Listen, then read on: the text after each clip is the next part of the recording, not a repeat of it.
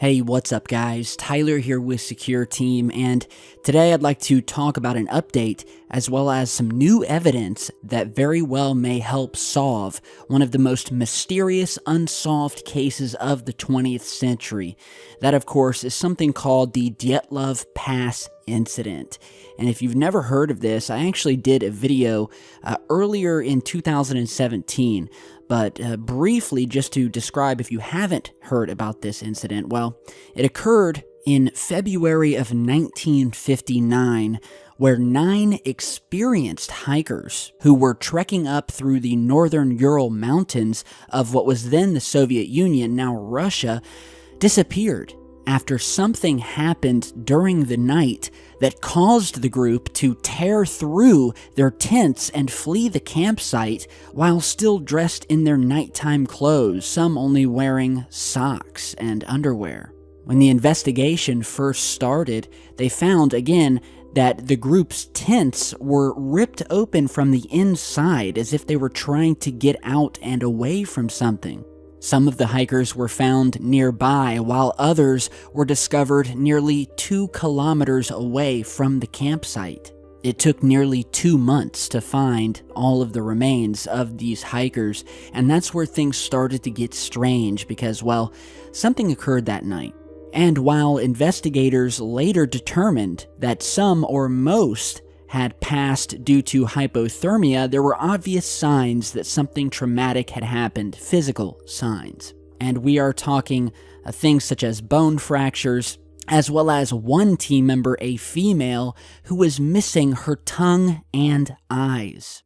It was later also discovered that some of the hikers were emitting radiation, and with the final conclusion of the investigation stating that all of them had perished due to a, quote, unknown compelling force that the hikers simply could not stand up against.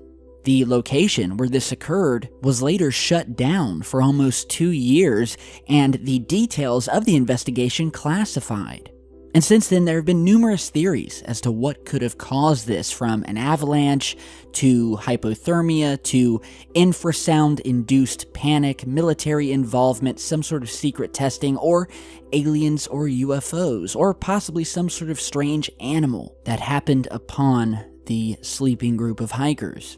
And since then, nobody has really figured out what has happened. Of course, there are theories. However, many of the details of what happened to the group, some of those I just described to you, are very unnatural and anomalous. And that leads me to today's new update, where a hiker who was going up in the same location where this occurred stumbled upon a strange piece of metal that may shed some new light onto just what happened to these 9 hikers in this now infamous remote patch of wilderness. And so basically, this discovery was made by a tourist who at the moment remains unnamed, who stumbled upon this strange piece of metal while visiting the area back in 2008, although we're just hearing about it now. And so researchers in Russia have said that the mystery fragment, which comes to about 3 feet long and 3 feet wide, appears to be possibly a part of an intercontinental missile.